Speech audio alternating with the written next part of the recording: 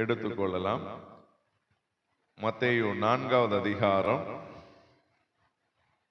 அதனுடைய 17வது வசனத்தை ஒருவர் வாசிக்கலாம். பாருங்க, அது முதல் இயேசு மனம் திரும்புங்கள், பரலோக ராஜ்யம் சமீபத்திருக்கிறது என்று பிரசங்கிக்க தொடங்கினார். அல்லேலூயா. இன்னைக்கு ஆண்டவர் நம்மளோடு பேசுகிற செய்தியின் தலைப்பு மனம் திரும்புதல். என்ன தலைப்பு? மனம் திரும்புதல். எல்லாரும் என்ன கவனிங்க, சரியா? ஒருவேளை இது கேமரா மறைச்சுனா கூட தள்ளி உட்கார்ந்துங்க. ஒருவேளை எல்லாரும் செய்தியை கவனிக்கும்படி நான் உங்களை அன்போடு கேட்டுக்கொள்கிறேன். மனம் திரும்புதல். இயேசுடைய முதல் பிரசங்கத்தின் தலைப்பு என்ன? மனம் திரும்புதல். அப்படிதானே? மனம் திரும்புங்கள், பரலோக ராஜ்யம் சமீபத்தில் இருக்கிறது. ஏனென்றால், ஒருவேளை நானும் கிறிஸ்தவ குடும்பத்துல பிறந்து வளர்ந்ததுனால எனக்கு ஒரு காரியம் தெரியும். நானும் சர்ச்சில் அட்டன் பண்ணிட்டு இருக்கிறதுனால நிறைய பேர் பார்த்தீங்க அப்படின்னா நம்ம சிஎஸ்ஐ திருச்சபையில ரட்சிக்கப்படாமே சபையில என்ன செய்யறோம்? இருக்கிறோம். நிறைய பேர் பார்த்தீங்கன்னா மனம் திரும்பாம என்ன செய்யறோம்? இருக்கிறோம்.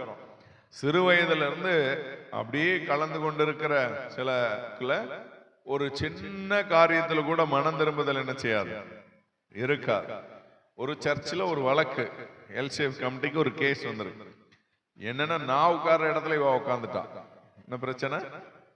வழக்கமா நான் உட்கார்ற இடத்துல உட்கார்ந்துட்டா. பாருங்க, சர்ச்சில் கூட உட்கார்ற இடத்துல கூட என்ன இருக்கு? போட்டி, பிரச்சனைகள் இருக்கிறது. ஒரு தாயா அவங்க சிலர் அப்படி இருப்பாங்க. சில சபைகள் தூண் இருக்கும், தூண்ல நான் தான் சாய்வேன், இந்த சேர்ல நான் தான் உட்காருவேன், இந்த இடத்தை விட்டு நான் காலி பண்ண மாட்டேன், இது ஏன் இடம் தெரியாதா, நான் வழக்கமா உட்காருவேன்னு சொல்லி அப்படி கோயிலுக்குள்ள பட்டா போட்டா கொடுக்க முடியும். இதை என்னத்து காட்டுகிறது அப்படின்னா, மனம் திரும்பாத ஒரு வாழ்க்கையை காட்டுகிறது. உலக மனிதர்களை போல நம்ம என்ன செய்யக்கூடாது? இருக்கக்கூடாது. அந்த நாட்கள்ல சொல்லுவாங்க, வேதக்காரங்க நீங்க இப்படி பேசலாமா, வேதக்காரங்க அப்படின்னு சொல்லுவாங்க. இந்த நாட்கள்ல சபைக்கு வருகிற நம்மை பார்த்து ஜனங்கள் அப்படி சொல்லுகிறார். அப்போ மனம் திரும்புகிற ஒரு வாழ்க்கை இருக்கணும். அதனாலதான் இயேசு சாமி முதல் பிரசங்கமே மனம் திரும்புகள் என்று யூதர்களுக்கு அறிவித்தார். அப்போ மனம் திரும்புறது ரொம்ப அவசியம். இயேசு மாத்திரமல்ல, இயேசுவுக்கு முன்பாக பிரசங்கித்த யோவான் ஸ்நானகனும் அதே காரியத்தை அவர் பிரசங்கிக்கிறார். பாருங்க, மத்தேயு 3வது அதிகாரம் 2வது வசனம். பாருங்க, மனம் திரும்புங்கள், பரலோக ராஜ்யம் சமீபத்திருக்கிறது என்று என்ன பண்ணானா? பிரசங்கம் பண்ணானா. அப்ப மனம் திரும்புதல் ரொம்ப அவசியமான ஒன்றாய் இருக்கிறது. அதனாலதான் ஆண்டவருக்கு முன்பு அடையாளமா வந்திருக்கிற யோவான் ஸ்நானகன் அதை பிரசங்கம் பண்ணான், இயேசு கிறிஸ்து அதை பிரசங்கம் பண்ணினான். சோ மனம் திரும்புதல் ஒரு முக்கியமான ஒரு காரியம். பாருங்க, அதே அதிகாரத்துல 8வது மனம் திரும்புதலுக்கு ஏற்ற கனிகளை கொடுங்களை. முந்தின அதிகாரத்துல ரொம்ப ஆர்சா சொல்றாரு, விரியன் பாம்பின் குட்டிகளை வரும் கோபத்துக்கு என்ன செய்யுங்க? தப்பித்துக் கொள்ளுங்க. சரியா? பாத்தீங்க அப்படின்னா, அந்த பாம்புக்கு ஒரு சுவாபம் இருந்திருக்கிற. சில பாம்பு என்ன பண்ணுமா, தன்னுடைய குஞ்சுகள் பொறிச்ச உடனே சில பசியில என்ன பண்ணுமா, குஞ்சுகளை ஆமா சாப்பிடுமா. அதுல சில குஞ்சுகள் என்ன பண்ணுமா, பாம்பு குட்டி இப்படி தப்பி போறது பிழைத்துக் கொள்ளும். இங்க பாத்தீங்க அப்படின்னா, நம்மை பார்த்து ஆண்டவர் சொல்லுகிறார், நாம் மனம் திரும்ப வேண்டும். இன்னைக்கு நீங்க ஆண்டவரை பார்த்து கேட்க வேண்டிய கேள்வி என்ன தெரியுமா? ஆண்டவரே, நான் எந்த காரியத்துல மனம் திரும்ப வேண்டும், நான் எந்த காரியத்துல மனம் திரும்ப வேண்டும் அப்படின்னு சொல்லி நீங்க ஆண்டவர் இடத்துல கேட்கணும். நான் ஸ்கூல் படிக்கும் போது ரவுடித்தனம் பண்ணினேன், ஜாதிக்காக சண்டை போட்டேன், ஜாதி வெறி பிடித்தவனா இருந்தேன். அங்க இருந்த எங்க ஏரியால இருந்த பெரிய பண்ணையார் அவங்களுக்கெல்லாம் நண்பனாய் தோளாய் அவங்கள பின்பற்றி கொண்டு இருந்தேன். அப்படி இருக்கும்போது இயேசு என்னை ரட்சித்தார். நான் சேட்டை பண்ண நாட்கள்ல, ரவுடித்தனம் பண்ண நாட்கள்ல எனக்கு பகைகள் அதிகம், எதிரிகள் அதிகம். நிறைய பேர் கூட பேச மாட்டேன்னு சொல்லி இருந்தேன். சில நேரத்துல சில கடைக்கு ஜாமான் வாங்கும்போது கடைக்காரங்க கொஞ்சம் நெல்லுங்கன்னு சொல்லி வேற யாருக்காவது ஜாமான் கொடுத்து அந்த கடைக்கே போக மாட்டேன். அப்படி மாம்ச வைராக்கியம் இருக்கும். அந்த கடையை திரும்பி கூட பார்க்க மாட்டேன், அப்படி இருப்பேன். அதுக்காக அந்த கடைக்கு பக்கத்துல இருக்கிற கடையில போய் தான் என்ன செய்வேன், வாங்குவேன். அந்த கடையை திரும்பி கூட பார்க்க மாட்டேன். அப்படி மாம்ச வைராக்கியம் இருந்தது.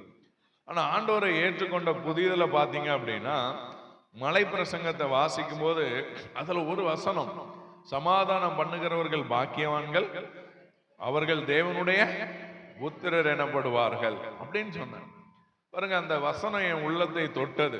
அதுக்கு பிறகு நான் எதிரிகளை வைத்துக் கொள்வதில்லை. இந்த நாள் வரைக்கும் எல்லாரோடு சமாதானமா இருக்கிறத நான் விரும்புகிறேன்.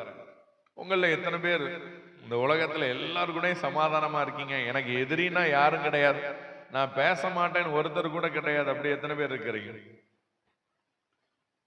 முன்னாடி ஒரே ஒரு ஆள் தான் கை தூக்குறாங்க. அம்மா வாடிங்க, அம்மா மட்டும் தான் கை தூக்குறாங்க. வேற யாரும் இருக்கீங்களா? இன்னைக்கு நம்ம அதெல்லாம் விட்டு மனம் திரும்பணும். இயேசுடைய போதனை, இயேசுடைய மலை பிரசங்கம். காந்தியடிகள் அந்த மலை பிரசங்கத்தினால் அசைக்கப்பட்டார். ஆனா கிறிஸ்தவர்களை பார்த்து பின்வாங்கி போயிட்டார். அவர் சொன்னார், எனக்கு கிறிஸ்துவ பிடிக்கும், கிறிஸ்தவர்களை பிடிக்கா. பாருங்க, அப்படி சொன்னார். அம்பேத்கர் மலை பிரசங்கத்தின் மூலம் கவரப்பட்டவர். இன்னைக்கு கிறிஸ்தவர்கள் கிறிஸ்துவை போல் சாட்சி உள்ள வாழ்க்கை வாழ்கிறோமா? அடிக்கடி சொல்லுவேன், பைபிள் ரொம்ப முக்கியமானது. அதுலயும் ரொம்ப முக்கியமானது மத்தேயு, மார்க்கு, அந்த லூக்கா, யோவான் என்கிற 4 சுவிசேஷ புத்தகங்கள். அதுலயே முக்கியமானது ரெட் கலர், ரெட்ல சிலர் வச்சிருப்பாங்க சிவப்பு எழுத்துக்கள் உள்ள பைபிள். அதுல வாசிச்சு பார்த்தோம்னா ஆண்டவர் பேசின வார்த்தைகள் எல்லாம் சிவப்பு எழுத்துக்கள்ல இருக்கும். அது ரொம்ப முக்கியமானது. பாத்தீங்க அப்படின்னா ஆண்டவர் நமக்கு சொல்லி இருக்கிறார், சமாதானம் பண்ணுகிறவர்கள் எதிரிகளே இருக்கக்கூடாது, எதிரிகளே இருக்கக்கூடாது. என்னங்க நீங்க கேட்கலாம், என்னங்க சிஎஸ்ஐ சர்ச்சில் வந்து எதிரிகளே இருக்கக்கூடாது, நாங்க மேல இருந்து கீழே வரைக்கும் 2 டீமா இருப்போம், அப்படிலாம் இருக்கக்கூடாது. பாருங்க, ஒரு திருச்சபை, அந்த திருச்சபையில 2 அசனம். நம்ம சிஎஸ்ஐ காரங்களை மாதிரி நல்லவங்க யாரும் கிடையாது. 2 அசனம் நடத்தினாங்க ஒரே சபையில, 2 டீம் ஆகி 2 அசனம் நடத்தினாங்க. அப்படி 2 அசனம் நடத்தும் போது நம்ம ஆட்கள் என்ன பண்ணாங்க, 2 கன்வென்ஷன், ஒவ்வொரு அசனத்துக்கும் ஒவ்வொரு கன்வென்ஷன். ஒரு அசனத்தை ஒரு டீம், இன்னொரு அசனத்தை ஒரு டீம். அதுல ஒரு அசனத்துக்கு நாம் பிரசங்கியார். நம்ம வாய் சும்மா இருக்காத, ஜோமன்னா ஆண்டவர்கிட்ட கேட்டா சமாதானம் தலைப்புல பிரசங்கம் பண்ணிட்டார். நானும் சமாதானத்தை குறித்து பயங்கரமா பேசுறேன். முடிவுல ஒரு பெரியவர் பின்னாடி இருந்து வேகமா மேடைக்கு ஓடி வந்துட்டார். ஓடி வந்து மைக்க வாங்கினார். நீங்க நினைக்கிற மாதிரி பயங்கரமான விஷயம்லாம் இல்லை. மைக்க வாங்கி மைக்லயே, நான் சபையில இருக்கிற இந்த குடும்பத்து மேல கசப்பா இருக்கிறேன், என்ன மன்னிச்சிருங்கன்னு கேட்டார். ஹல்லேலூயா. எதிரிகளே இருக்கக்கூடாது. ஆபிரகாம் லிங்கன் தன்னுடைய எதிரிகளை குறித்து ரொம்ப கண்ணோக்கமா இருப்பார். இப்ப எல்லாரும் கேட்பாங்களாம், எதுக்கியா உங்களுக்கு இவ்வளவு நண்பர்கள் இருக்கிறாங்க, ஏன் எதிரி மேல கண்ணோக்கமா இருக்கிறீங்க? அவர் சொல்வாராம், அவர்களும் என் நண்பர்களாய் மாறிவிட்டார்கள். நான் சொன்னேன்ல, ஸ்கூல்ல சேட்டை பண்ணும்போது அந்த மாதிரி ரவுடி எதிரிகள் நிறைய இருந்தாங்க. என் கூட பேச மாட்டாங்க. சில ஊர், சில ஜாதி, அப்படிலாம் எதிரிகள் இருந்தாங்க. ஆனா இயேசுவை ஏற்றுக்கொண்ட ஒரு காரணத்துக்காக நான் எல்லா இடத்துலயும் சமாதானமானேன். எல்லாட்டையும் சமாதானமான. சிலர் சொன்னாங்க நடிக்கிறான், சிலர் சொன்னாங்க பயந்துட்டான், அப்படிலாம் சொன்னாங்க. ஆனா நான் ஆண்டவருடைய மலை பிரசங்கத்துக்கு கீழ்ப்படியணும் அப்படிங்கிற ஒரே காரியத்திற்காக எல்லாரோடும் சமாதானமானேன். அப்படி சமாதானம் ஆனதனுடைய விளைவு என்ன அப்படின்னா, நான் ஆண்டவருடைய ஊழியக்காரனாய் மாறிவிட்டேன். முழு நேர ஊழியத்தை செய்கிற வாலிபனாய் நான் மாறிவிட்டேன். அந்த எதிர் கேங்ல இருந்த லீடர் அவன் போலீஸா மாறிட்டான். நான் ஊழியக்காரன், அவன் போலீஸ். ஒரு நாள் கன்னியாகுமரிக்கு ஊழியத்துக்கு போயிருக்கும் போது அங்க டியூட்டி பார்த்துட்டு அவன் லத்தியோட நிக்கிறான். ஆனா என்னை பார்த்து நான் சமாதானமானங்கிற ஒரே காரணத்துக்காக என்னை வந்து கட்டி அணைத்து கொண்டான். ஒருவேளை நானும் அவனும் எதிரிகளாவே இருந்திருந்தா அன்னைக்கு லத்தி வச்சிருக்கிறவன் என்ன செஞ்சிருப்பான் பாருங்க. சமாதானமானதுனால அந்த பகை ஒளிந்து விட்டது.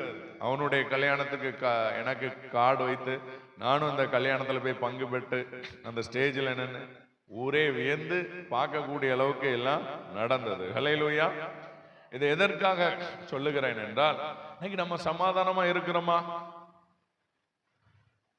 மாமியார் மேல மருமகளுக்கு கோபம், மருமக மேல மாமியார் கோபம். கல்யாணம் முடிஞ்சு புதுசுல ஏதோ ஒரு வார்த்தை சொல்லியிருப்பாங்க. ஆனா இந்த பெண்கள் அதை சாகிற வரைக்கும் என்ன செய்ய மாட்டாங்க. அவ என்ன அந்த காலத்துல என்ன கொடுமைப்படுத்தினா தெரியுமா? அப்படி இயேசு சொல்லி இருந்தா சிலுவையில் அவன் என்ன எவ்வளவு கொடுமைப்படுத்தினான்னு சொன்னாரா? பிதாவே இவர்களை மன்னியும், தாங்கள் செய்கிறது ஆமா, இன்னைக்கு யாராவது எதிரிகளா இருந்தீங்கன்னா என்ன செஞ்சிடணும்? மன்னிச்சிடும். எப்பேற்பட்ட பகை நமக்குள்ள இருக்கக்கூடாது, கசப்பு இருக்கக்கூடாது, வைராக்கியம் இருக்கக்கூடாது. சாகிற வரைக்கும் பேச மாட்டேன் சிலர் வைராக்கியமா இருப்பாங்க. செத்த பிறகு எப்படி பேச முடியும்? சிலர் ஒரு எலெக்ஷன்ல தோத்த பிறகு இனிமே அடுத்த எலெக்ஷன் வரை கோயில்ல கால் வைக்க மாட்டேன். எது இருக்காது, வேண்டாம். நாம் எல்லாரிடத்திலையும் இது என்ன? மனம் திரும்ப வேண்டிய காரியம். நாம் அதை விட்டு மனம் திரும்பணும். உலக மனிதர்கள் வைராக்கியமா பேசாம இருக்கிற மாதிரி நீங்களும் நான் என்ன செய்யக்கூடாது? அது இப்ப வந்துட்டு பேஸ்புக், வாட்ஸ்அப், ஸ்டேட்டஸ்ன்னு வந்துட்டு அதுல தினமும் ஒவ்வொருத்தன் ஒரு டைலாக் போடுவான். உன்னை மதிக்காதவர்கள் நீ மதிக்க கூடாது, உன்னை உதறி தள்ளினவர்களை நீ உதறி தள்ளிவிட, நிறைய வருது டைலாக்லாம். நம்ம அந்த டைலாக்லாம் பார்க்க கூடாது. இயேசுவோட டைலாக் என்னன்னா நம்ம என்ன செய்யணும்? இயேசு என்ன சொல்லி இருக்கிறார்? அவர் மன்னிக்க சொல்லி இருக்கிறார். கிறிஸ்தவத்தினுடைய அடிப்படையே மன்னிப்பது, மற்றவர்களை மன்னிப்பதுதான் கிறிஸ்தவத்தினுடைய அடிப்படை. ஆண்டவர் எப்படி தெரியுமா குணாதிசயம் உள்ளவர்? ஆண்டவருடைய காரியத்தை, ஆண்டவருடைய சத்தத்துக்கு யாராவது செவி கொடுக்கலன்னா என்ன பண்ணிடுவாரு? அவங்கள அப்படி விட்டுருவார். நம்மள ஆண்டவர் உணர்த்தவே மாட்டார். யாரெல்லாம் ஆண்டவருக்கு கீழ்ப்படிக்கிற இருதயம் உள்ளவர்களை ஆண்டவர் உணர்த்துவார். மற்றவங்களை என்ன பண்ணுவாரு? எரும மாட்டுக்கு மழை பெஞ்சா தெரியாதும்பாங்க. எரும மாட்டை என்ன செய்யுமா? மழை பெஞ்சா தெரியாது. அதே மாதிரி ஆண்டவருடைய வசனத்துக்கு, ஆண்டவருடைய சத்தத்துக்கு கீழ்ப்படியலன்னு வச்சுங்களேன். இப்ப நான் பிரசங்கம் பண்றேன், உங்க உள்ளத்துல தோணலாம் இவங்க கிட்ட மன்னிச்சிடணும், இவங்கள்ட்ட ஒப்புரவாயிரணும், அப்படி தோணும். அதை நீங்க செய்யணும். அதை செய்யலன்னு வச்சுங்களேன், ஆண்டவர் உங்ககிட்ட சிலருக்கு உணர்வே இருக்காது. எத்தனை பிரசங்கியார பார்த்திருப்போம், அப்படிதானே? லிஸ்ட் எழுதி போட்டிருக்கோம், அப்படித்தானே? 1838 இருந்து எங்க கிட்ட லிஸ்ட் இருக்கு இல்ல? எவ்வளவு பாரம்பரியம் மிக்க சர்ச்சு. ஆண்டவர் எப்படி தெரியுமா? மோசே முகமுகமா ஆண்டவரோட உட்கார்ந்து 80 நாள் பேசினான். ஆனா கானானுக்குள்ள போனானா? கானானுக்குள்ள ஆண்டவர் விடல. யோசுவா வாசப்படியில காத்து கிடந்தான். ஆனா யோசுவாவுக்கு கானானுக்குள்ள போற வாய்ப்பு 20 வயசுக்கு கீழே உள்ள எல்லாரும் கிடைச்சது. ஏன் அப்படின்னா, யார் ஆண்டவரை நெருங்கி இருக்கிறார்களோ அவர்கள் ரொம்ப எச்சரிக்கையா இருக்கணும். யாரெல்லாம் நாங்க 3 தலைமுறை கிறிஸ்தவர்கள், 4 தலைமுறை கிறிஸ்தவர்கள், பாரம்பரிய கிறிஸ்தவர்கள், எங்க பூட்டங்காலத்துல இருந்து கிறிஸ்தவர்கள், எங்க தாத்தா காலத்துல இருந்து கிறிஸ்தவர்கள் அப்படி சொல்ற நம்ம ரொம்ப கரெக்டா இருக்கும். சிலர் பாருங்க, இயேசு அறியாத குடும்பத்துல, இயேசுவை பிடிக்காத குடும்பத்துல இயேசுவை ஏற்றுக்கொண்டிருப்பார்கள். அவர்கள் பாத்தீங்க அப்படின்னா ரொம்ப கரெக்டா இருப்பாங்க. எனக்கு ஒரு ஊழியர் சொன்னார், இந்த காலத்துல நிறைய பேர் அதிகாலை ஜெபமே பண்றதில்லை. ஏன் ஊழியர்களே பண்றதில்லை அப்படின்னா, என்னன்னு கேட்டா ஆண்டவர் உணர்த்துகிறது இல்லை. ஏன்னா ஆண்டவர் கொஞ்ச நாள் பார்ப்பார், அப்புறம் அப்படி விட்டுருவார். நம்ம அப்படி இருக்கக்கூடாது. இன்றைக்கு நாம் மனம் திரும்ப வேண்டும் என்று கர்த்தர் விரும்புகிறார். நம்முடைய வாழ்க்கையில நாம் மனம் திரும்பணும். பாருங்க எப்படி மனம் திரும்பணுமா? யோவேல் 2:12, ஆதலால் நீங்கள் இப்பொழுதே உபவாசத்தோடும் அழுகையோடும் புலம்பலோடும் உங்கள் முழு இருதயத்தோடும் என்னிடத்தில் திரும்புங்கள் என்று கர்த்தர் ஆண்டவர் சொல்லார். பாருங்க, ஆதலால் நீங்கள் இப்பொழுதே உபவாசத்தோடும். இன்னைக்கு பாத்தீங்க அப்படின்னா சபையில உபவாச ஜெபத்துக்கு எவ்வளவு பேர் வருவீங்க? வர்றவங்க எல்லாம் கை தூக்குங்க பார்க்கலாம். கை கீழே போடுங்க.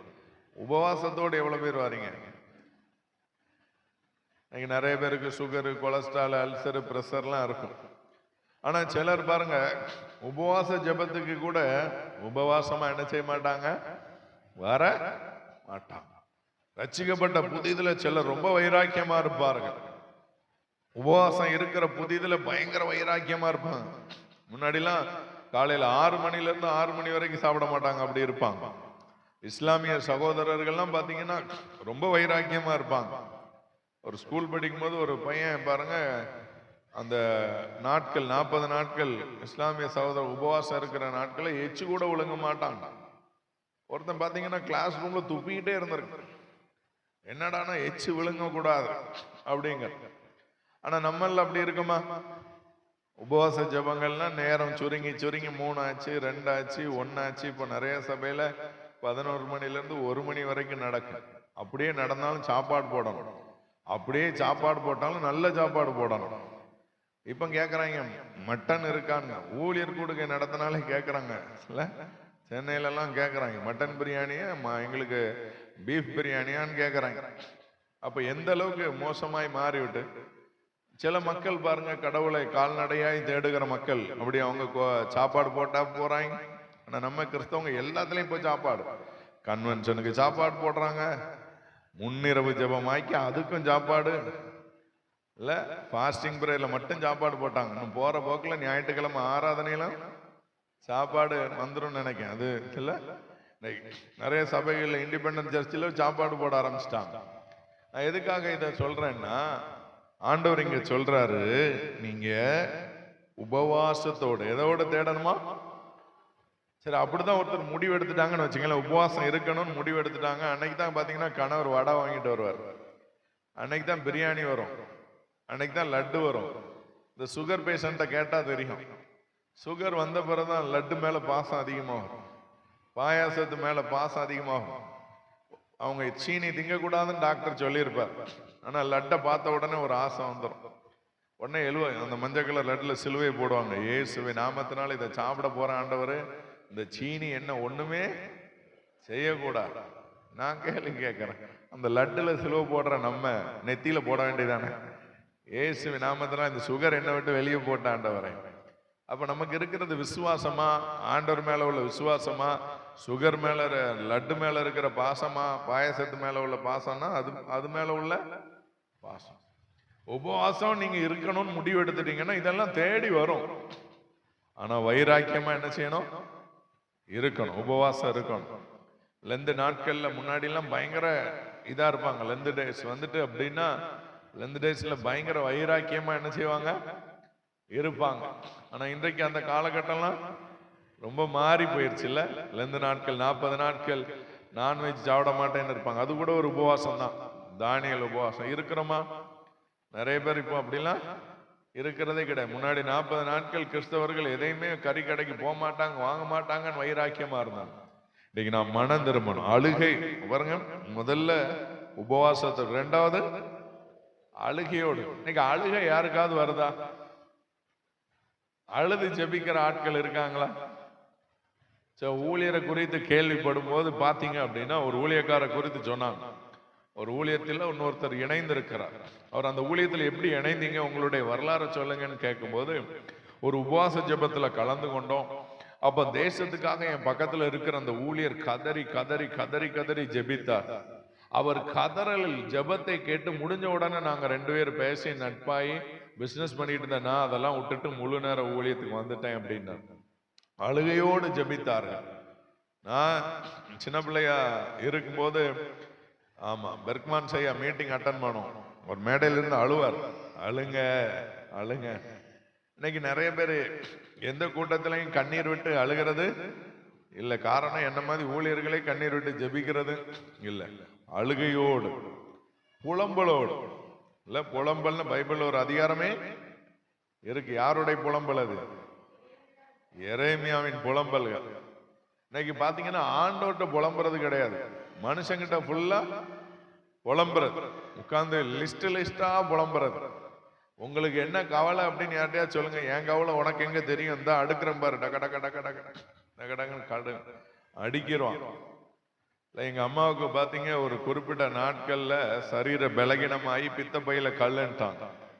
அந்த கல்லை எடுத்து டெஸ்ட் பண்ணா கேன்சர்ன்ட்டாங்க. கேன்சருங்கிற வார்த்தையை கேட்டோன்னா முழு குடும்பம் உடைக்கப்பட்டு உடைந்து மூளையில உட்கார ஆரம்பிச்சிட்டோம். அந்நாட்கள்ல பாத்தீங்கன்னா கேன்சர் ஹாஸ்பிட்டல் போனோம், குடும்பமாய் உபவாசம் இருந்து ஜெபித்தோம்.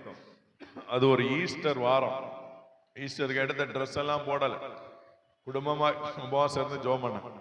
அப்ப நான் கேட்டேன் எங்க அம்மாட்ட, இம்மா ஆசையெல்லாம் சொல்ல, ஆண்டவர்கிட்ட சொல்லி ஜெபம் பண்ணுவான்னு. எங்க அம்மா ஆசையை அடிக்கிட்டு போனாங்க பாருங்க. அந்த லிஸ்ட் பெருசா போனதை பார்த்தே நான் சொன்னேன், நீ சாவ மாட்டாமா, நீ பிழைச்சுக்குவா அப்படின்னு. அவ்வளவு ஆசை இருக்கு, ஆண்டவர் அதை நிறைவேற்றினாலே ஆமா 100 ஆண்டு வாழணும். ஆண்டவர் பாருங்க அற்புதம் பண்ணார். கேன்சர் ஹாஸ்பிட்டலுக்கு போனா அது வேற எங்கேயும் ஸ்ப்ரெட் ஆகல, அதுலதான் ஃபர்ஸ்ட் வந்திருக்கு, அதை எடுத்துட்டோம். இனிமே நீங்க எந்த மெடிசனும் கிடையாது, எந்த அட்மிட் கிடையாது, எந்த ஹாஸ்பிட்டலுக்கும் செக் பண்ண வேண்டாம், டெஸ்ட் ரிப்போர்ட் எல்லாம் எடுத்து தூர போட்டு சந்தோஷமா இருங்கன்ட்டாங்க. ஹல்லேலூயா. பாருங்க, இன்னைக்கு ஆண்டவர் இடத்துல நாம் புலம்பி ஆளணும். மனிதர்கள் இடத்துல புலம்புனா ஒரு பிரயோஜனமும் கிடையாது. ஃப்ரெண்டு கிட்ட போன் போட்டு புலம்புறீங்க. அன்னைக்கு ஒரு பொண்ணு சொல்றா, இவா போனா ஐயோ எடுத்தா வைக்க மாட்டாளே, 1 மணி நேரம் பேசி கொண்டுருவாளே. மனுஷங்க கிட்ட புலம்புனீங்கன்னா அப்படிதான் சொல்லுவாங்க. இதே நீங்க ஆண்டோட்ட புலம்புனீங்கன்னா ஆண்டோட்ட உட்கார்ந்து மணிக்கணக்கா புலம்பி ஜெபிக்கணும். அப்ப நம்ம மனம் திரும்புதலுக்கு உபவாசத்தோடு, அழுகையோடு, புலம்பலோடு, உங்கள் முழு இருதயத்தோட என்னிடத்தில் திரும்புங்கள் என்று கர்த்தர் சொல்லுங்க. அப்ப மனம் திரும்புதல் என்ன? யாருகிட்ட திரும்பணும்? கர்த்தர் பக்கத்துல திரும்பணும். ஆமென் சொல்லுங்க. நம்முடைய வாழ்க்கையில நாம் கர்த்தர் பக்கத்துல திரும்பணும்னு சொல்லி கர்த்தர் விரும்புகிறார். ஆமென் சொல்லுங்க. ஆண்டவர்கிட்ட திரும்பணும். எலெக்ஷன் ரிசல்ட்டுக்காக கிறிஸ்தவர்கள் ஜெபிக்காத ஜெபம் கிடையாது. எவ்வளவோ ஜெபம், உபவாசத்தோட ஜெபம், மொழிரவ ஜெபம். பாத்தீங்க அப்படின்னா ஆண்டவர் பார்த்தார். பரலோகத்துல இது ஒரு எனக்கு ஆண்டவர் கொடுத்த கற்பனை. பரலோகத்துல பாத்தீங்க அப்படின்னா திடீர்னு ஜெப விண்ணப்பமா குமிதான். அப்ப ஆண்டவர் கேட்டாராம், எந்த நாட்டுல இருந்து இவ்வளவு ஜெபம் பண்றாங்கன்னு கேட்டார். ஒரு கற்பனை. தேவதூதர்கள் சொன்னாங்களா, இந்தியால இருந்து ஜெபம் பண்றாங்க. எங்க இருந்து? ஆண்டவர் கேட்டாராம், இந்த எழுப்புதலுக்கு யார் காரணம் அப்படின்னு கேட்டார். இப்ப டிஎல் மூடி மாதிரி அங்க ஒருத்தர் இருக்காரு, அவர் தான் அந்த எழுப்புதலுக்கு காரணம்னாங்க. அப்ப ஆண்டவர் சொன்னார், அப்ப அந்த கூட்டணியை எக்ஸ்டெண்ட் பண்ணி விட்டுருங்கன்ட்டா. இது ஒரு கற்பனை தான். நான் எதுக்காக இதை சொல்றேன் அப்படின்னா, நம்ம எல்லாம் பயங்கரமான காலகட்டத்துக்குள்ள இருக்கிறோம். இன்னும் எப்ப என் பிள்ளைகள் என்ன தேடுவாங்கன்னு சொல்லிதான் ஆண்டவர் சில ஒடுக்கங்களை, சில பிரச்சனைகளை, சில போராட்டங்களை தேவன் அனுமதிக்கிறது. எதற்கு? இஸ்ரவேல் ஜனங்களை பாத்தீங்கன்னா அவங்க ஆண்டவரை மறந்தா கொடிய ஆட்சி கீழே ஆண்டவர் ஒப்பு கொடுத்துருவார். அப்புறம் கடந்து கதறி புலம்பி ஆண்டவரை தேடும் போதுதான் ஆண்டவர் பெரிய காரியங்களை செய்வார். இன்னும் நம்ம தேடணும். ஆண்டவர் கொஞ்சம் விடுதலை கொடுத்திருக்கலாம் நமக்கு. ஒருவேளை ஆண்டவருடைய பிள்ளைகள் தமிழ்நாட்டில் பயங்கரமா ஜெபித்தார்கள். ஆண்டவர் என்ன எதிர்பார்க்கிறார்? நாம் செய்கிற பாவத்தை விட்டு நாம் மனம் திரும்ப வேண்டும், துரோகத்தை விட்டு மனம் திரும்ப வேண்டும், கர்த்தர் பக்கத்துல திரும்பணும். உபவாசத்தோட, அழுகையோட, புலம்பலோட, முழு இருதயத்தோட யார்கிட்ட திரும்பணும்? கர்த்தர் கிட்ட திரும்பணும். சில நேரத்துல முழு இருதயம் யார் பக்கத்துல இருக்கணும்? ஆண்டவர் பக்கத்துல இருக்கணும். நம்ம இருதயம் எங்க இருக்கு? இங்க உட்கார்ந்துட்டு இருக்கும் போதே சிலர் கவலையில இருப்பாங்க. என்னாச்சு அப்படின்னு கேட்டா, இல்ல இந்த நாடகத்துல இப்படி முடிஞ்சிச்சு அப்படிம்பாங்க. ஐயோ, சிலர் பாருங்க சொந்த கவலை கூட இருக்காது, நாடகத்துல அவ ஒண்ணும் சேரலையே, நடிச்சவா நிம்மதி அங்கேயாவது உட்கார்ந்து இருப்பா. ஆனா இந்த ஆட்கள் போடுற அதுவும் வயசான ஆட்கள் எல்லாம் அந்த நாடகத்தை பார்த்து நம்ம இருதயம் அது பக்கத்துல என்ன செய்யக்கூடாது? இருக்கக்கூடாது. கர்த்தர் பக்கத்துல திருமணம். அதுதான் ஆண்டவர் இன்றைக்கு நமக்கு கற்றுக் கொடுக்கிற ஒரு காரியம், மனம் திரும்புதல். இப்ப நம்ம வேதத்துல யாரெல்லாம் மனம் திரும்பினார்கள், யாரெல்லாம் மனம் திரும்பினார்கள் என்று நாம் வாசிக்கலாம். வாசிங்க. யோனா 3வது அதிகாரம் 2வது வசனம். இங்க நினிவே மக்களுக்கு விரோதமா என்ன பண்ண? பிரசங்கிங்கிறார். பிரசங்கியார்களுக்கு தெரியும் அந்த கஷ்டம் எல்லாம். யாருக்காவது விரோதமா பிரசங்கம் பண்ண விடுவாங்களா? இல்ல. நான் ஊழியத்துக்கு பகுதி நேரமா செய்த நாட்கள், இப்போ ஆண்டவருடைய கிருபையினால முழு நேரமா செய்யறேன். ஊழியத்துக்கு வந்து கிட்டத்தட்ட 20 ஆண்டுகள் ஆயிடுச்சு. ஒரு 7 வருஷம் பகுதி நேர ஊழியத்துல இருந்தேன். அப்படி நான் பகுதி நேரமா ஊழியம் செஞ்ச நாட்கள் ஆரம்ப காலத்துல ஒரு சர்ச்சுக்கு பிரசங்கம் பண்ண போறேன். எங்க பிரசங்கம் பண்ணாலும் ஜெபிக்கிறது, ஆண்டவர்ட்ட என்ன பிரசங்கம் பண்ணணும் ஆண்டவரே. ஆண்டவர் சொல்லிட்டாரு, இன்னைக்கு நீ இந்த சர்ச்சில் பிரசங்கம் பண்ண வேண்டிய தலைப்பு குறை சொல்லாதீங்க. என்ன தலைப்பு? குறை சொல்லாதீங்க. அதான் என் தலைப்பு, பிரசங்கத்துக்கு தலைப்பு குறை சொல்லாதீங்க. ஏன்னா குறை சொல்றவங்க நீங்க என்ன பண்ணுவீங்க அப்படின்னு நான் பிரசங்கத்துல சொல்றேன் கேஷுவலா. சிலர் வருவீங்க சர்ச்சுக்கு வந்து, இங்க ஒற்றை இருக்கு, இந்த கோயில் குட்டியார் ஒழுங்கா ஒற்றடிக்கல அப்படின்னு சொல்லுவீங்க. சிலர் வருவீங்க, ஐயர்வாலே சரியில்லை அப்படின்னு சொல்லுங்க, ஐயரம்மா சரியில்லை அப்படி சொல்லுவாங்க. இப்படி நிறைய குறை பேசாங்க. சிலர் பிஷப் சரியில்லை, சிலர் அப்படிலாம் குறை சொல்லுவோம். அப்படிலாம் சொல்லாம அவங்களுக்காக ஒரு நாளாவது ஜெபிச்சிங்களா அப்படின்னு நான் கேட்டேன். பாருங்க, உண்மையிலே அந்த சர்ச்சில் ஒரு ஆள் இருந்திருக்காரு. அவர் எப்பவும் இப்படி குறை சொல்ற ஆளாவே என்ன செஞ்சிருக்காரு, இருந்திருக்காரு. அங்க தூசி இருக்கு, ஒற்றை அடிக்கல, இங்க ஒற்றை அடி. நான் பேர பிரசங்கத்துல சொல்றேன், அப்படி ஒற்றை அடிக்கல தூசி அடிக்கலன்னா நீங்களே எடுத்து அடிங்க, நம்ம கோயில் தானே அப்படின்னு சொல்றேன். சொல்லும் போது சும்மா இருக்கணும்ல. நான் கடைசியில உங்களுக்கு மனசு குத்தம் மனம் திரும்புங்கன்ட்டேன். முடிஞ்சிருச்சு. முடிஞ்சா நான் அப்போ ஞாயிற்றுக்கிழமை ஒரு ஐயர்வாள் சொல்லி கொடுத்தாங்க, ஞாயிற்றுக்கிழமை மொபைல் போனே சபைக்கு கொண்டு வராதிங்க. நான் ஊழியத்துக்கு போனா ஆஃப் பண்ணி வச்சிருவேன் ஞாயிற்றுக்கிழமை முன்னாடி.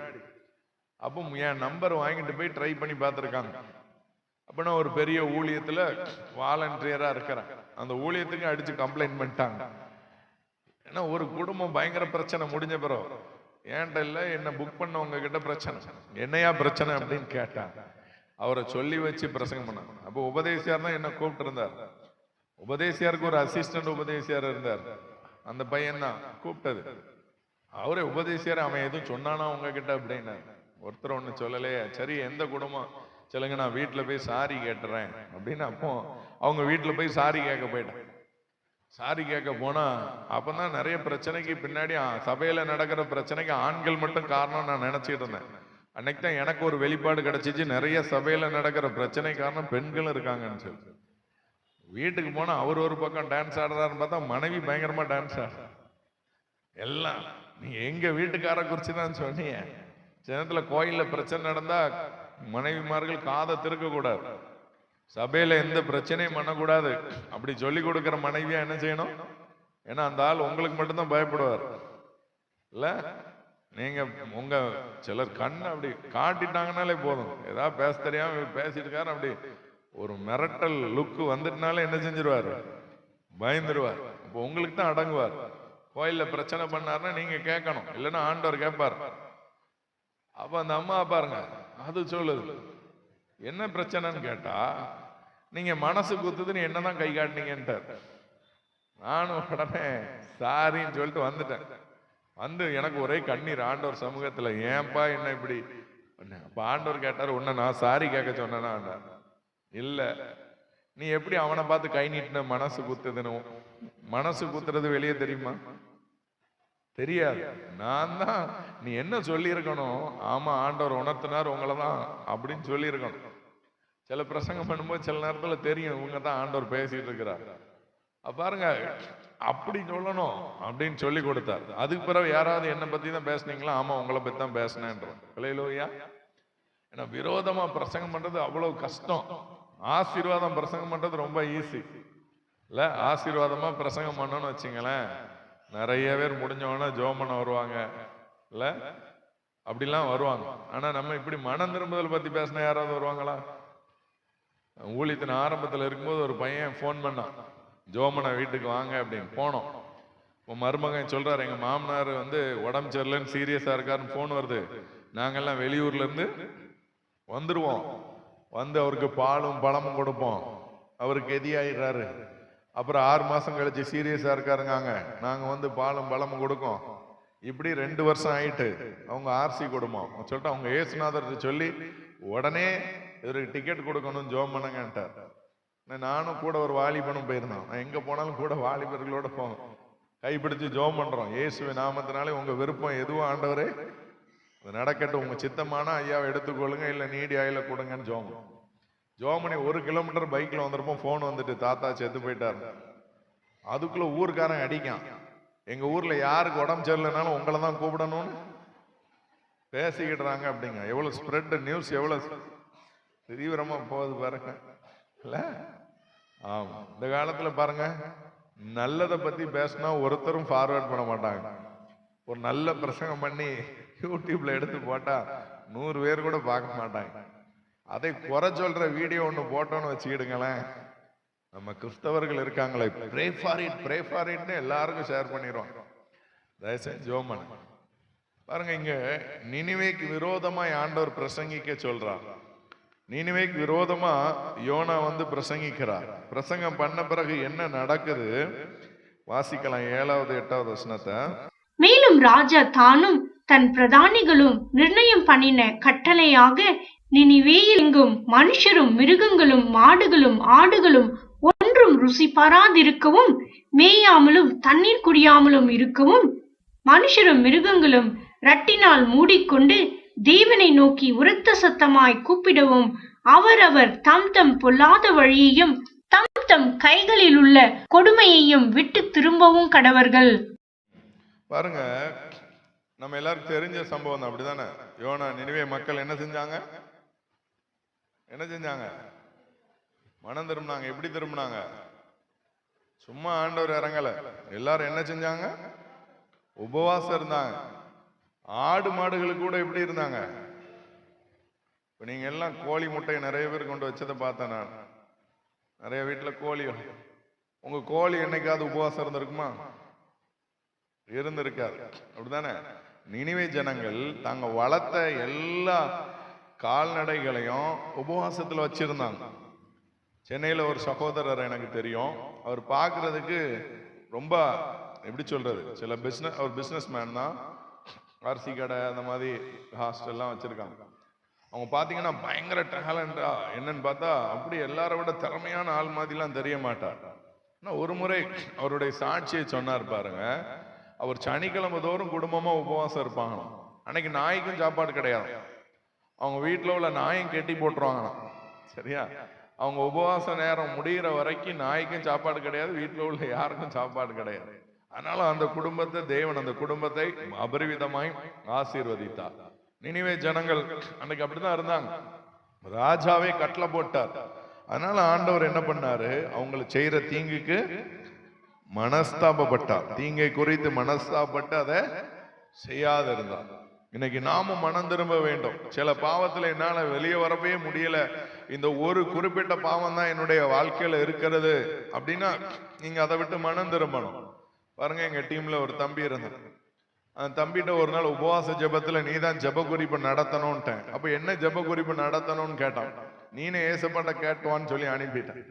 அவன் போய் உபவாச ஜெபத்துக்கு ஜெபம் பண்ணியிருக்கான். ஏசப்பா என்ன ஜெப குறிப்புக்காக ஜெபம் பண்ணணும்? ஆண்டவர் சொன்னாராம், தாய்மார்களுக்காக ஜெபம் பண்ணு. அவனுக்கு பெரிய அதிர்ச்சியா இருந்துச்சு. என்னடா தாய்மாருக்காக? ஒரு நாளும் எந்த சர்ச்சில் போனாலும் தாய்மார் கூட்டம் தான் அதிகம். நான் விசுவாசிக்கிறேன் பரலோகத்திலையும் தாய்மார் கூட்டம் தான் அதிகமா இருக்கும். தாய்மார்கள் என்ன பாவம் பண்றாங்க? குடிக்காங்களா, வெறிக்காங்களா? ஒரு பாவம் பண்ணலே. தாய்மாருக்காக என்ன ஜெபம் பண்ணணும்னு கேட்டான். இப்ப ஆண்டவர் உன் தாயை கவனிச்சு பாருன்னு சொன்னான்.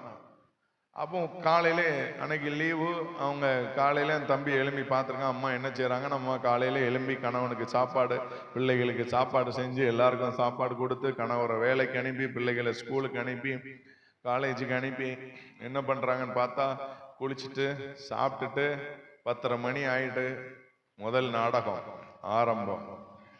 11 மணிக்கு தொடரும். அடுத்தது ஆரம்பம், தொடரும், ஆரம்பம், தொடரும். இப்படி 1 மணி வரைக்கும் பார்த்துட்டு அப்புறம் மத்தியானம் சாப்பாடு இல்ல. அப்புறம் பார்த்தோம், இவன் பார்த்துருக்கான். ஆண்டவரே நல்ல வேலை டிவிக்காரன் விடிய காலமே நாடகம் போட மாட்டீங்க, அதுக்காக உமக்கு நன்றி ஆண்டவரே. என்ன விடிய காலம் போட்டா இப்போ இந்த கூட்டம் உங்களுக்கு ஒரு பண்டிகை கன்வென்ஷன். இன்னொன்னு சனி ஞாயிறு. இன்னைக்கு திங்கக்கிழமை இவ்வளவு பேர் வந்திருக்கேன்னா எனக்கு ஆச்சரியமா தான் இருக்கு. ஏன்னா திங்கள் டு வெள்ளி சிலர் பிஸியா இருப்பாங்க. அவங்கள அந்த டேட்ல அந்த டைம்ல என்ன செய்ய முடியாது, பிடிக்க முடியாது. வீட்டுல கணவர் தோசை கேட்டா கூட ஒரு இடைவேளைக்கு அப்புறம் அடுத்த இடைவேளைன்னா அடுத்த தோசை. நடுவில் தோசை என்ன செய்யாது, வராது. நம்ம இன்னைக்கு எதுக்கு அடிமைப்பட்டு இருக்கோமோ அது பாவம். அடிமைப்பட்டு இருக்கிற காரியத்தை விட்டு நீங்களும் நானும் மனம் திரும்பணும்னு கர்த்தர் விரும்புகிறார். டிவிக்கு அடிமைப்பட்டிருந்தா அது பாவம். ஏசாமி பாருங்களேன், இப்ப நம்ம பிரசங்கம் சாதாரண. ஏசு எப்படி பிரசங்கம் பண்ணார்? கண் இடல் உண்டாக்கினால் கண்ணை புடுங்கி தூர போடு, கை இடல் உண்டாக்கினால். இப்படி உங்க சர்ச்சில் வந்து பிரசங்கம் பண்றாங்க யாராவது, இல்ல ஏசு கிறிஸ்துவே வந்து பண்றாரு, கண்ணை புடுங்கி தூர போடு, கையை புடுங்கி, நீங்க என்ன பண்ணுவீங்க? இதோட சரி, இந்த ஊழியக்கார யாரும் என்ன செய்யக்கூடாது, கண்ணை புடுங்கி போடு, கையை வெட்டி போடுங்கிறார். அப்படி யாராவது செஞ்ச ஆட்கள் உண்டா? கண்ணாடி போட்டவங்க இருப்பீங்க, கண்ணை புடுங்கி போட்டவங்க இருப்பீங்களா? இருக்க மாட்டீங்க. அப்ப இயேசு என்ன சொல்ல வர அப்படின்னா, இயேசு உனக்கு எது இடர்ல உண்டாக்குதோ அதை புடுங்கி தூர போடு. நீ ஜியோ சிம் கார்டோட நரகத்துக்கு போறதுக்கு பிஎஸ்என்எல் சிம் கார்டோட பரலோகத்துக்கு. இப்ப எல்லாம் பிஎஸ்என்எல் மாறுறாங்க இல்ல, ஜியோ ஏர்டெல்லாம் ரேட்டை கூட்டிட்டான். பாருங்க ஆண்டவர் என்ன சொல்றாரு, எது உங்களுக்கு இடர்ல உண்டாக்குனா அதை புடுங்கி தூர போட்டுருங்க. எந்த ஆப் உங்களுக்கு இடர்ல உண்டாக்குறதோ அந்த ஆப்பை கவர்மெண்ட் என்ன பண்றாங்க, திடீர்னு ஏதாவது ஒரு ஆப் அது வந்து கம்ப்ளைண்ட் வருது அப்படின்னா அந்த ஆப்பை பேன் பண்ணிடுறாங்க. டிக்டாக் இருந்தது, இப்ப இந்தியாவுக்குள்ள அது கிடையாதுங்கிறாங்க. ஆனா புதுசா வேற ஏதாவது ரூபத்துல என்ன செய்வான் வந்துடும். நம்ம ஆட்கள் டிக்டாக்கை விட்டா ரீல்ஸ் பாக்குறாங்க, இப்படி ஏதாவது பார்த்துட்டே இருக்கணும். நம்ம நானே இப்படிதான் இடையில பார்த்துட்டே இருந்தேன், இப்படி பார்த்துட்டே இருந்தேன். ஒரு நாள் ஜோம் பண்ண, ஆண்டவரே என்ன செய்யணும் ஆண்டவர், ஆண்டவர் சொன்னாரு இதெல்லாம் அன்இன்ஸ்டால் பண்ணிட்டார். இப்போ என் ஃபோன் பார்த்தீங்கன்னா நோக்கியா ஃபோன் தான், அதில் கூகுள் கிடையாது, குரோம் கிடையாது, யூடியூப் கிடையாது, இன்ஸ்டாகிராம் கிடையாது, ஃபேஸ்புக் கிடையாது. அப்புறம் எதுக்கு வச்சிருக்கீங்க தூர போடுங்கன்ற மாதிரி இருக்கு இல்ல, எதுவுமே கிடையாது. நான் கூகுள் மேப் வச்சிருக்கேன், கூகுள் ஜிபே வச்சிருக்கேன், அந்த மாதிரி காரியத்துக்கு பயன்படுத்துறேன். தேவையில்லாத ஆப் அன்இன்ஸ்டால் பண்ணிடுறோம். நம்முடைய வாழ்க்கையை இடர் உண்டாக்குற எதுவா இருந்தாலும் அடிக்ஷன் ஆயிட்டாங்க. அந்த இளைஞர்கள் மட்டுமான்னு பார்த்தா பாட்டி மாதிரி ஃபேஸ்புக்ல போட்டோ போடுறா வைப்போம் இல்ல, அது 33 வயசுல எடுத்த போட்டோ போடுறா. கவனமா இருக்கணும், எதுலையும் போய் என்ன செஞ்சிடக்கூடாது, மாட்டிக்கிட கூடாது. எல்லாவற்றையும் விட்டு மனம் தரும். அந்த ஜனங்கள் ஒட்டு மொத்தமா உட்கார்ந்து என்ன செஞ்சாங்க, மனம் திரும்பினார். அப்படி மனம் திரும்பும். ஒரு திருச்சபையில ஒரு குருவானவரையா பார்த்தேன், 3 நாள் உபவாச ஜெபம் சபை, ஊருக்கே ஸ்ட்ரிக்டா ஆர்டர் போட்டு இந்த மாதிரி நீங்க சாப்பிடக்கூடாது, லெந்த் டேஸோட ஒரு 3 நாள் உபவாச கூடுகை நடத்தினாங்க. சில இடங்கள்ல பார்க்கிறோம் 12 மணி நேரம் ஜெபம், 24 மணி நேரம் ஜெபம், ஒரு எழுப்புதல் நடக்கிறத பார்க்கிறோம். சில இடங்கள்ல பார்க்கிறோம் முள்ளிரவு ஜெபம் முன்னிரவு ஜெபமா மாறிட்டு வருது இல்ல. ஒரு சர்ச்சில் 7 to 9 முன்னிரவு ஜெபம், அதுலயும் குயிஸ், அதுலயும் பிரேஸ். ஒரு சர்ச்சில் பிரஷ் கப்பெல்லாம் கொடுத்தாங்க, எதுக்கு கொடுத்தாங்கன்னு தெரியல. பாருங்க, பரிசேயர் எல்லாம் பார்த்து கேட்க, ஆண்டவர் யார் கூட பந்தி இருக்கிறார், ஆயக்காரரோட, பாவியோட. ஏசாமி ஒருபோதும் பாவிகளை வெறுக்கிறவர் அல்ல, பாவத்தை வெறுக்கிறவர். ஹல்லேலூயா. ஏசப்பாக்கு வந்து பாவம் பிடிக்காது, பாவிகளை நேசிக்கிறார். அவருக்கு ஒரு பேர் உண்டு, பாவிகளின் சிநேகிதன். அந்த நாட்களில் யாரும் அப்படி இருந்தது கிடையாது. மத்தேயு கூட வந்து ஆண்டவர் உட்கார்ந்து வந்து இருக்கிறார். நான் ஊழியத்துக்கு போகும்போது நிறைய வாலிபர்களை அழைச்சிட்டு போவோம். நம்ம திருநெல்வேலி திருமண்டலத்துல பாத்தீங்கன்னா கவுன்சிலிங் டிபார்ட்மெண்ட் ஒன்று இருக்கு. குடிகாரங்களுக்கு முகாம் நடத்துவாங்க. மாதம் மாதம் முதல் வாரம் பாத்தீங்கன்னா குடிகாரங்களுக்குன்னு ஒரு முகாம். அங்க செய்தி கொடுக்க போயிருக்காரு. சில எங்க ஏரியா பக்கத்துல உள்ள நண்பர்கள் அதுல இருந்தாங்க. சிலர் கூட்டிட்டு ஊழியத்துக்கு போவேன், வாங்க ஐயா எப்படியாவது சும்மா அவங்க வந்து ஒரு வாரமா உட்கார வச்சிருவோம், எப்படியாவது அவங்க பார்த்து மனம் திரும்பணும் அப்படின்னு சொல்லி. சிலர்லாம் பார்த்தா பயந்துருவாங்க, எப்போ அவங்க கூட இவனை கூட்டு வந்திருக்க, இவன் ஒரு கல்யாண வீட்டுல கரிஜ் வாலியை தூக்கி எரிஞ்சானே அவனை இவன் அப்படிலாம் சொல்லுவாங்க. பாருங்க, இங்க மத்தேயுடைய வீட்டுல இயேசு கிறிஸ்து வந்து உட்கார்ந்து இருக்காரு. பாருங்க, நீதிமான்களே அல்ல பாவிகளையே மனம் திரும்புதலுக்கு ஏசப்பா செலக்ட் பண்ற ஆட்கள் எல்லாம் பாருங்களேன், எல்லாருடைய சாட்சி கேட்டாலும் பயங்கரமா இருக்கும். ஒவ்வொருத்தருடைய பழைய வாழ்க்கை, அவங்க குணாதிசயங்கள் அதெல்லாம் கேட்டா பயங்கரமா இருக்கும். அப்படிப்பட்ட பாவத்துல இருந்த ஆட்களை ஆண்டவர் இன்றைக்கு நீக்கி ரட்சித்து தம்முடைய பிள்ளையை ஊழியர்களாய் மாற்றி இருக்கிறார். ஹல்லேலூயா. ஒரு ஊழியர் கூடுகைக்கு சென்றிருந்தேன். அப்ப எல்லா ஊழியக்காரங்களை பார்த்தா டிப்டாப்பா இருக்கிறாங்க. ஊழியக்காரன் ஆயிட்டானே ட்ரெஸ்ஸிங் பயங்கரமா எல்லாருக்கும். அப்போ ஒரு ஊழியக்காரர்கிட்ட நைஸா கேட்கிறேன், ஐயா நீங்க ஊழியத்துக்கு வர்றதுக்கு முன்னாடி என்ன பண்ணீங்க? அவர் சொன்னாரு, நான் கடல்ல போய் மீன் பிடிக்கிறவனா இருந்தேன் அப்படின்னா. படகுல போய் அவர் அப்படி கற்பனை பண்ணி, ஒரு மீன்காரரா கற்பனை பண்ணி பார்க்கவே முடியல. இன்னொருத்தட்ட கேட்டேன், ஐயா அவர் பார்த்தா சஃபாரி தான் போட்டிருப்பார், நீங்க ஊழியத்துக்கு வர்றதுக்கு முன்னாடி என்ன பண்ணீங்கன்னு கேட்டா, மினி வண்டி டிரைவரா இருந்தேங்கிற. அவரு என்னால ஒரு மினி வண்டி டிரைவரா கற்பனை பண்ணி கூட என்ன செய்ய முடியல, பார்க்க முடியல.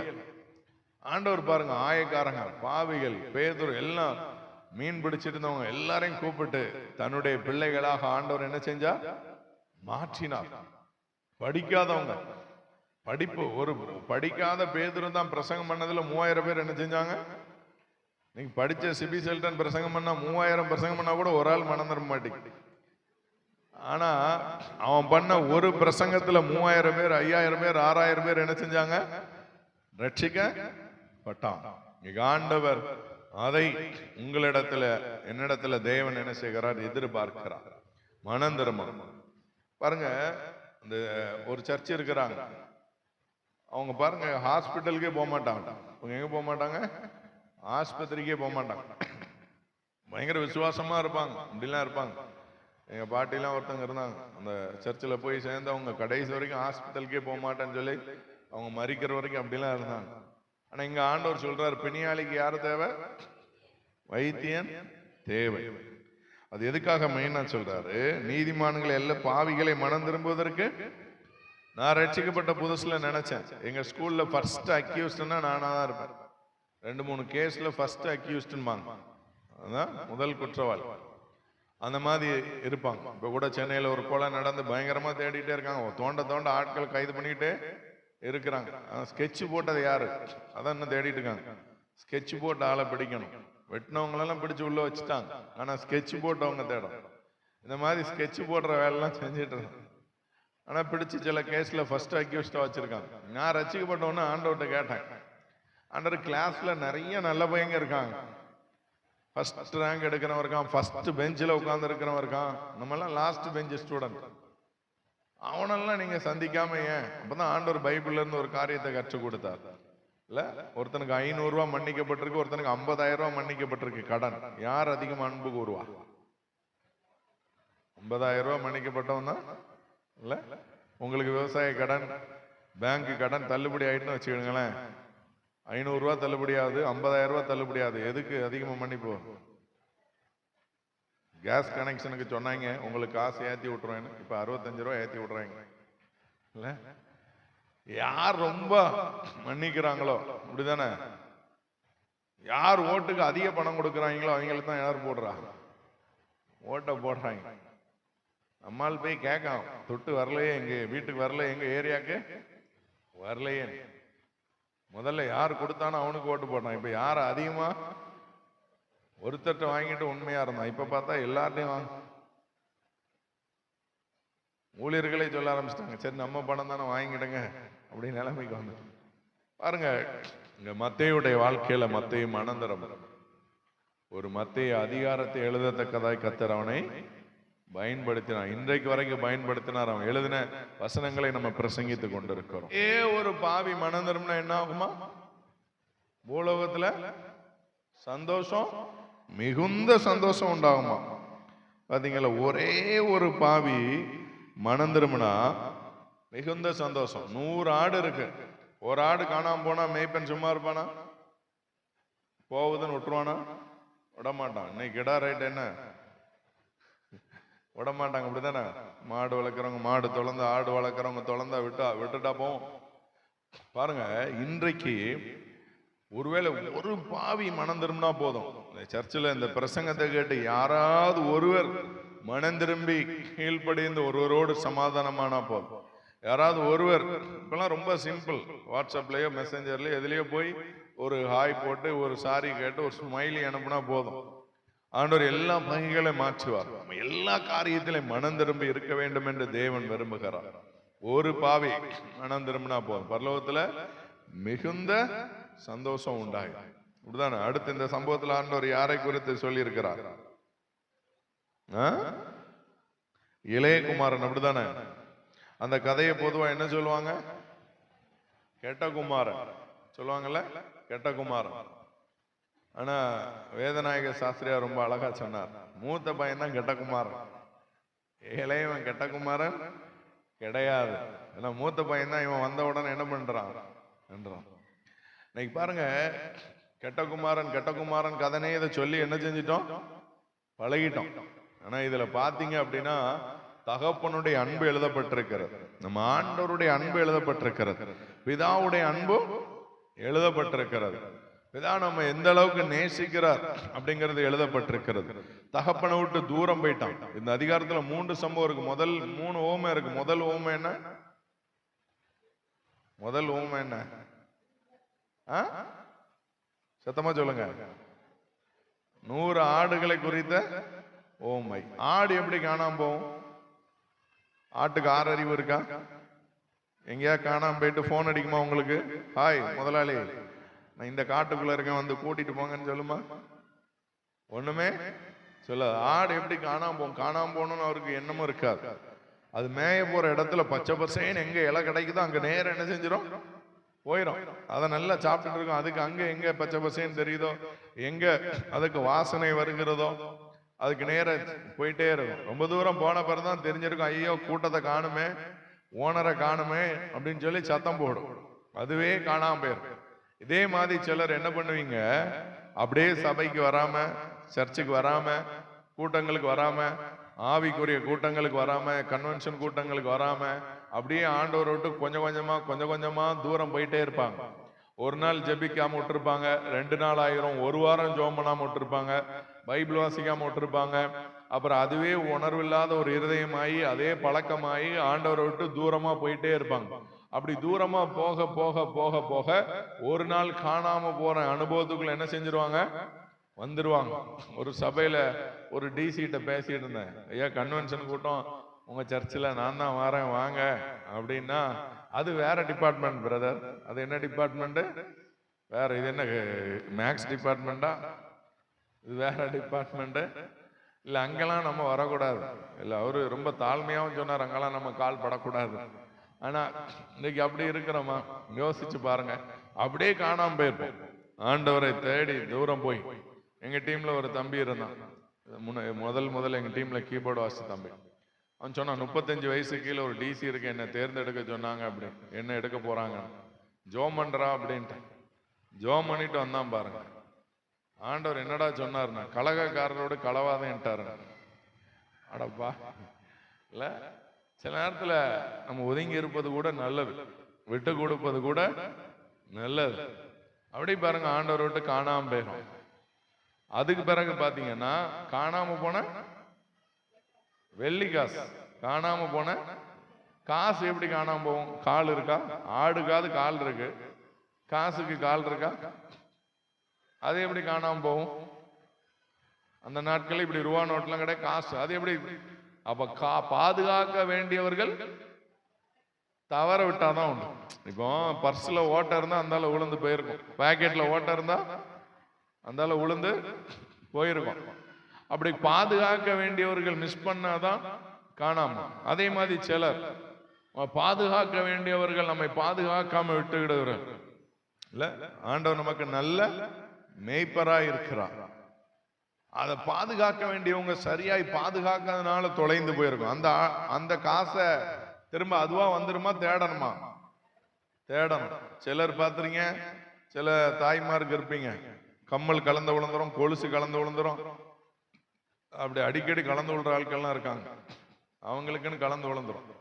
சிலர் மோதிரத்தை கலத்தி எங்கேயாவது வச்சுட்டு அந்தால, ஆமா, ஒரு அக்கா சீப்பு எங்கன்னு தேடுது, கடைசியில பார்த்தா கொண்ட மேல வச்சிருக்கு, வச்சுக்கிட்டே தேடும். எங்க டீம்ல ஒரு பையன் சொல்றான், ஏன்னா ரொம்ப நேரம் பனியனை தேடினா கடைசியில போட்டிருக்கேன் அப்படிங்க. இப்படி ஆட்கள்லாம் பரலோகத்துலதான் சேர்க்கணும் பாருங்க. அது காணாம போனது நம்ம தேடி கண்டுபிடிக்கணும். காணாம போன காசை தேடிதான். அடுத்து இளையகுமாரன். இதுல 3லையும் கதையில டிஃபரெண்ட் பாருங்களேன். இந்த இளையகுமாரன் காணாம போனான், தகப்பன் தேடி போனாரா தேடி வந்தானா? தேடி வந்தான். புத்தி தெளிந்து என்ன செய்யறான், ஏன்னா இருக்கிற இடத்துல பண்ணி மேய்க்க விட்டுருக்காங்க, பண்ணி சாப்பாடு கூட என்ன செய்ய மாட்டேங்காங்க, சாப்பிட மாட்டேங்காங்க இல்ல. நம்ம கிறிஸ்தவர்கள் பண்ணி கறி சாப்பிடுறது, ரத்தம் சாப்பிடுறது, இப்போ நெத்திய கட்டளை, அதெல்லாம் ரத்தம் சாப்பிடக்கூடாது பாருங்க. அதை தேடி வந்த அந்த இளையகுமாரன் தூரத்துல வரும்போதே தகப்பன் என்ன செஞ்சா, ஓடி போய் அணைத்து கொண்டார். தன்னுடைய மகனை ஓடி போய் அணைத்து கொண்டார். அவனை அணைத்து அவன் இழந்து போன ஸ்தானத்தை திரும்ப கொடுத்தார். ஹல்லேலூயா. அவனுக்கு மோதிரத்தை மாட்டுங்க, பாதரட்சையை மாட்டுங்க அப்படிங்கிறார் இல்ல. அவன் இழந்த சகோதரன். பைபிள்ல பாத்தீங்க அப்படின்னா, ஆண்டவர் இறந்த லாசரு வீட்டுக்கு வரும்போது சொல்லுவார், அவன் நித்திரையா இருக்கிறான். ஆமா, 3 பேர் மரித்தவங்க உயிரோட ஏசப்பா எழுப்பின சம்பவத்துல 3 பேர் நித்திரையா இருக்கிறவன் சொல்லியிருப்பார். ஆனா இவன் உயிரோடு இருக்கிற மகன், அவனை பார்த்து சொல்லியிருப்பார், என் குமாரன் மரித்தான், திரும்ப உயிர்த்தான். அப்ப மரணம் என்கிறது எது? சரியா போச்சு. எது மரணம்? செத்து போகிறதா? தேவனை விட்டு தூரம் போகிறதா மரணம். ஆண்டவருக்குள்ள இருந்தோம்னா இப்ப கண்ணை மூணு அடுத்த நிமிஷம் எங்க கண்ணை திறப்போம்? ஆண்டவர் சமூகத்துல. அப்ப தேவனை விட்டு தூரம் போகிறது தான் மரணம் என்பதை ஞாபகம் வைத்துக் கொள்ளுங்க. இப்படி நம்ம எல்லாம் ஜெபம் பண்ணலாம். எழுந்திருந்து நாம் கர்த்தரை நோக்கி பார்க்கலாம்.